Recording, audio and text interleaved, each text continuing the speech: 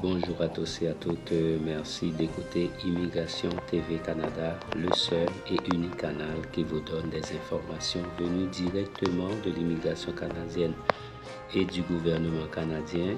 C'est aussi le canal qui vous accompagne dans vos démarches d'immigration vers le Canada.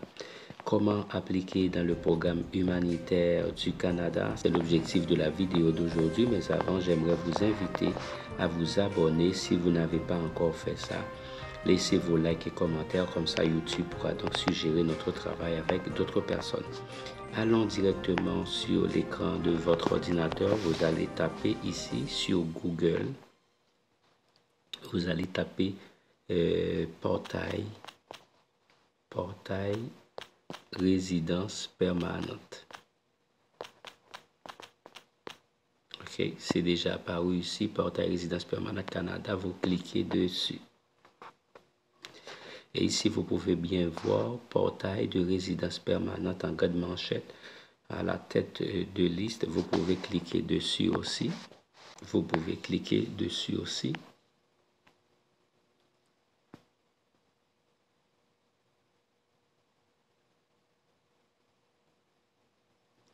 Et vous attendez. Et ici, vous allez voir portail de résidence permanente. Qu'est-ce que le portail de résidence permanente? Ça, c'est les informations qu'on vous donne. Si vous souhaitez soumettre une demande pour devenir résident permanent, vous pouvez utiliser ce portail pour présenter une demande de résidence permanente.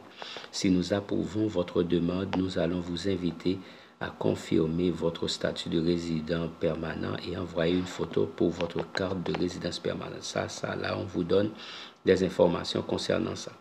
Et étant donné que vous êtes nouveau, c'est l'objectif de cette vidéo, vous montrer comment appliquer, mais il vous faut créer votre compte tout d'abord sur le portail de résidence permanente du Canada. Connectez-vous à votre compte, c'est-à-dire si vous avez déjà créé votre compte. Et ici, vous allez voir en bas, créer un compte. Dans notre cas, étant donné que nous n'avons pas encore de compte, nous allons faire créer un compte. Et puis, créer un compte, entrez votre adresse électronique et créer un nouveau mot de passe. Votre adresse électronique, ce que nous appelons email. Donc, ici, je vais essayer d'utiliser un email. Là, je mets un email et puis je crée un mot de passe.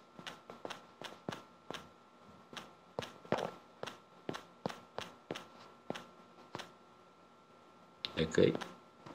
Donc, je crée un mot de passe et puis je vais répéter ce mot de passe en bas. Okay. Donc, c'est-à-dire, les mots de passe doivent être les mêmes. Ici, si vous voyez que tout est en vert, c'est-à-dire, le mot de passe correspond à ce qu'on avait dit. On vous donne minimum 8 caractères, doit comporter au moins un caractère spécial, doit comporter au moins une majuscule, doit comporter au moins une minuscule, doit comporter au moins un numéro. Les mots de passe doivent être les mêmes. Et ici, on fait « J'ai lu et j'accepte les conditions d'utilisation et la politique de confidentialité ». À partir de ça, on fait « Créer compte ». Créer un compte. Donc, vous pouvez voir, une fois que vous avez créé votre compte, pour confirmer que c'est effectivement vous, nous vous avons envoyé un code de vérification par courriel électronique.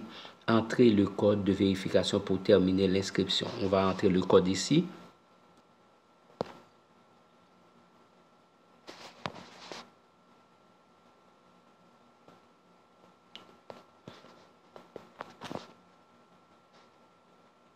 Et ici, je prends le code ici et on met le code ici. J'avais fait couper-coller pour faciliter la tâche. Le code, c'est 42 61 33. Et puis, on fait ici et puis compléter l'inscription.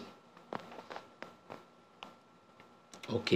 Félicitations, vous avez créé un nouveau compte avec succès. Ici, vous allez voir portail de résidence permanente. Qu'est-ce que le portail de résidence permanente? C'est pas ça qui nous intéresse. Mais ici, vous allez maintenant connecter vous à votre compte. Et ici, on va mettre le nom d'utilisateur ou adresse électronique.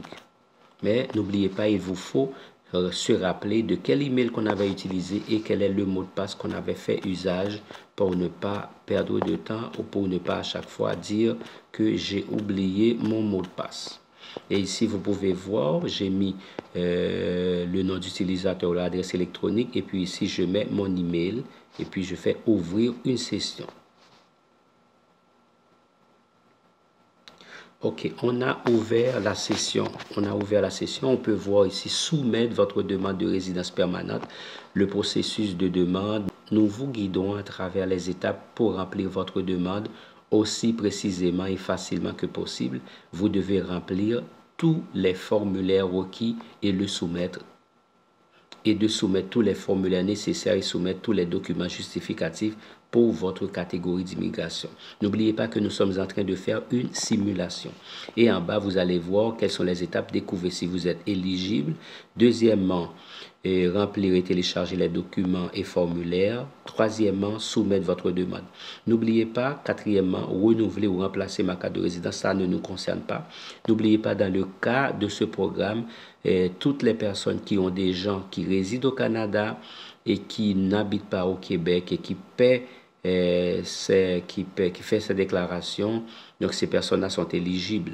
Ok, nous n'avons pas besoin d'aller voir l'éligibilité, mais il suffit de savoir si la personne au Canada a fait ce que doit pour pouvoir participer.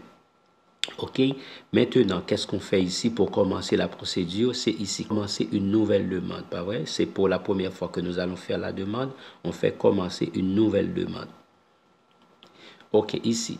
Et dans cette section, remplir les formulaires. Ok, c'est vraiment important. Statut de demande initié. Veuillez suivre les étapes. Sélectionnez le programme de résidence. Il faut sélectionner pour qu'on puisse continuer. Ici, on va voir économique, famille, réfugiés, autres. On prend autres parce que c'est pas ici. Et puis, on dit catégorie pour laquelle vous présentez votre demande. Qu'est-ce qu'on va faire? Au Canada, circonstances d'ordre humanitaire. Au Canada, circonstances d'ordre humanitaire. Catégorie de titulaires de permis, voie d'accès à la résidence permanente pour les résidents de Hong Kong, Ukraine, regroupement familial politique d'intérêt public, Ukraine, regroupement familial politique d'intérêt public, voie d'accès à la résidence permanente pour les ressortissants colombiens, haïtiens et vénézuéliens. C'est ça qui nous concerne, on fait ça. Et puis maintenant, personnaliser le titre de votre candidature. Il faut mettre votre nom de la demande. Par exemple, je vais voir Lamartine Georges. OK. Lamartine Georges. Et puis, je fais continuer. OK, votre demande a été amorcée avec succès. Maintenant, on va voir ici. OK, vous êtes connecté en tant que Lamartine Faro. Vous voyez votre profil. Ici, vous allez choisir la langue de correspondance. C'est français, comme nos autres haïtiens, colombiens ou vénézuéliens. Et la langue qui va devoir nous intéresser, c'est français, mais il y a des gens qui s'expriment en anglais aussi. Il n'y a pas de souci si vous choisissez anglais. Le nom de famille, vous ajoutez ici Georges. Le prénom, c'est Lamartine. Ça, c'est une simulation que je fais, mes chers amis. La date de naissance, c'est l'année avant. C'est simulation, n'oubliez pas. Donc, on choisit au hasard. C'est pas quelque chose, juste pour vous montrer comment ça fonctionne. Et puis, adresse postale, c'est pas obligatoire. Numéro d'appartement, c'est pas obligatoire. Numéro de rue, c'est pas obligatoire. Mais vous pouvez toujours écrire un numéro de rue.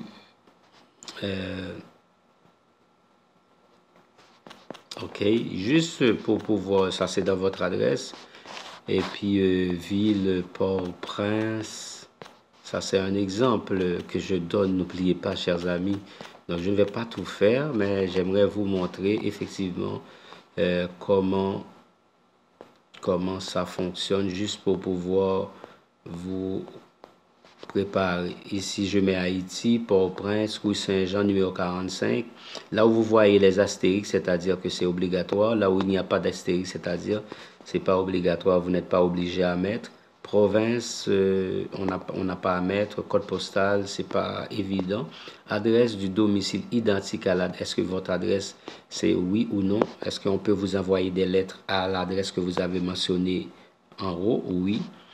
Et puis là, vous allez commencer à profil du conjoint, du partenaire ou des personnes en charge. Vous allez commencer à mettre des informations sur sur les personnes à charge. Ici, vous ajoute une personne à charge, c'est-à-dire vous allez mettre des noms. La personne à charge vous accompagne-t-elle? Oui. Relation avec elle. Est-ce que c'est votre enfant? Est-ce que c'est votre époux, votre épouse? Est-ce que c'est votre parent ou grand-parent? Donc, si c'est votre époux, votre conjoint, vous pouvez mettre ici époux. Je vais faire dans le cas de quelqu'un qui prépare pour sa femme et ses enfants. Ok, le nom de famille de l'époux. Je mets Stéphanie. Ça, c'est une stimulation, n'oubliez pas.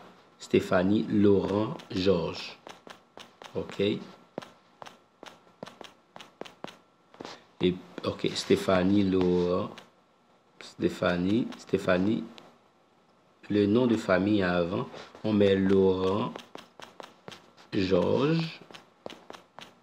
Et puis le prénom Stéphanie. N'oubliez pas, c'est pas des gens qui existent dans la réalité, c'est pas des informations qui, c'est seulement pour pouvoir faire la simulation pour vous.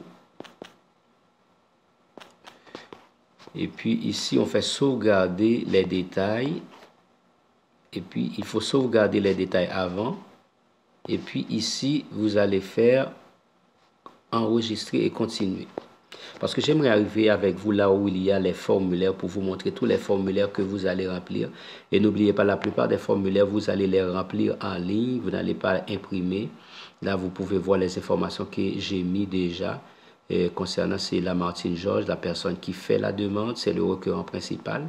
Et ici, vous pouvez voir les formulaires. Pas vrai, voie d'accès, formulaire numérique pour voie d'accès à la résidence permanente pour les ressortissants colombiens, haïtiens et vénézuéliens. Ici, vous pouvez voir IMM 008, c'est le premier formulaire. IMM 5406, c'est le second formulaire. IMM 5669, c'est le troisième formulaire. Le quatrième formulaire, c'est le IMM 5562. Et puis, à partir de ça, ici, IMM 5989. Et puis IMM 5990, c'est là tous les formulaires que vous allez devoir remplir pour soumettre votre demande. Et ici, vous allez télécharger les documents, par exemple, le titre de voyage, passeport, document d'identité, état civil, certificat de police et absence de casier judiciaire, exigences concernant les photos, preuves de relation, preuves de statut. Donc, ce sont là toutes les informations que vous allez devoir rentrer pour pouvoir soumettre votre demande. Mais étant donné que c'est pour remplir les formulaires, ça va prendre du temps, je devais présenter une vidéo pour chaque formulaire, mais j'ai seulement vous montrer comment créer votre compte et comment soumettre votre demande et quels sont les formulaires que vous allez devoir remplir afin de pouvoir participer à ce programme et le réussir. Donc ici, voici les formulaires. Si vous voulez, je peux seulement ouvrir un seul formulaire pour voir comment ça se fait. Vous allez continuer avec les autres. C'est pas difficile. Donc, qu'est-ce que vous faites? Vous faites formulaire de demande générique pour le Canada. Ce formulaire est obligatoire pour tous les programmes. Vous faites éditer. OK? Quand vous faites éditer, formulaire de demande de générique, formulaire de demande générique pour le Canada IMM 0008. Et ici, vous allez commencer, continuer. Et à partir de ça, vous allez répondre à toutes les questions, la correspondance française et entrevue. Donc, c'est entrevue, vous allez dire c'est dans quelle langue. Est-ce que vous aurez besoin d'interprète? Oui ou non, vous ajoutez. Avez-vous l'intention de vivre au Canada? C'est sûr, vous avez l'intention de vivre au Canada. Quel territoire? Là, vous allez devoir choisir. C'est seulement le Québec qui n'est pas là. Et on met le Québec, mais je vous dis de ne pas choisir le Québec parce que on dit que le Québec n'est pas admissible à ce programme. Nouveau-Brunswick. Dans quel village que vous allez choisir de vivre? Vous allez prendre ici. Est-ce que c'est Acadienville, Alma, libre à vous, Andover? Et puis vous faites enregistrer et continuer. C'est toujours le formulaire IMM 0008 que vous êtes. Là, vous allez mettre les informations. Nom de famille, c'est Georges Lamartine. Avez-vous déjà utilisé un nom? Oui ou non? Vous allez mettre le code IUC si vous en avez déjà eu. Et ici, vous allez mettre les caractéristiques physiques, sexe, couleur des yeux, taille, renseignements sur la naissance, date de naissance, lieu de naissance, pays de naissance, citoyenneté, pays, etc. Pays de résidence actuelle, statut. Et puis, pays de résidence antérieure au cours des 5 dernières années, oui. Et puis, état matrimonial et relationnel. Donc, vous allez mettre si vous êtes marié, si vous êtes célibataire, les informations concernant la date de naissance de la personne, etc. Donc, je ne vais pas tout faire. Je voulais seulement vous montrer comment créer votre compte, quels sont les formulaires que vous avez à remplir, comment les remplir. Et puis, vous allez pouvoir soumettre votre demande sans avoir besoin de l'aide de quelqu'un. C'est facile, il suffit de suivre les marches à suivre. Donc, si vous avez encore des difficultés concernant quelque chose, n'hésitez pas à nous questionner, car nous serons toujours là pour vous aider à préparer, remplir les formulaires et soumettre votre demande avec beaucoup de facilité. Excellente journée à tous. Au revoir.